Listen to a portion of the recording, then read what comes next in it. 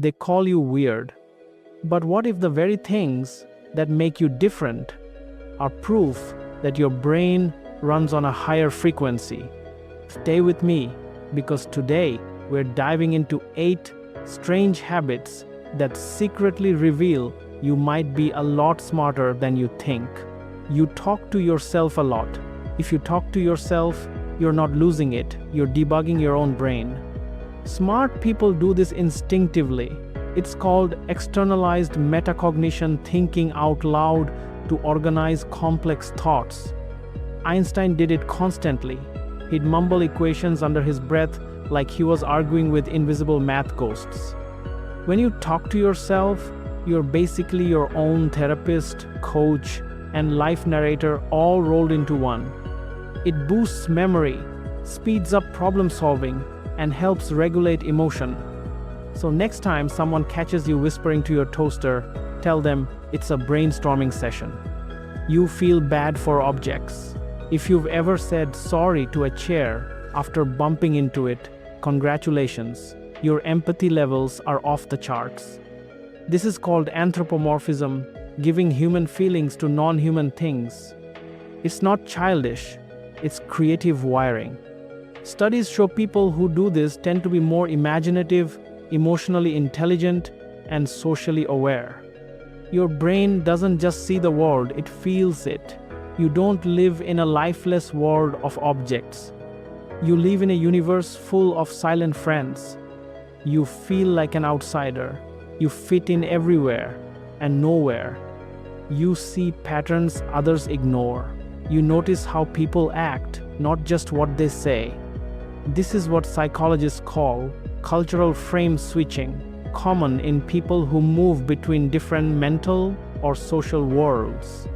It's not awkwardness, it's observation. You're standing at the edge, watching the whole dance floor from above. And here's the secret: true insight doesn't come from blending in, it comes from seeing the system from the outside. You get deeply emotional about abstract things. You cry over injustice.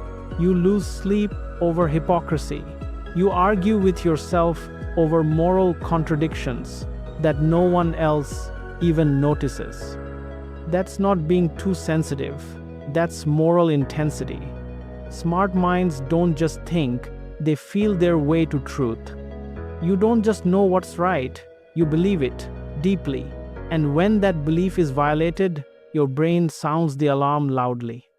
This is the emotional engine behind reformers, activists, inventors, people who couldn't stay silent when something was wrong. You prefer text over talk. You'd rather write a paragraph than answer a phone call. That's not shyness, that's structure. Writing gives your brain the space to sculpt thoughts precisely. It's not hiding, it's intellectual architecture. Talking is improv, writing is engineering. Smart people crave clarity, and writing is the only medium where your brain finally gets to finish its sentences. You react strongly to injustice. When someone cheats, lies, or manipulates, it hits you like a punch. You don't just see wrong, you feel it.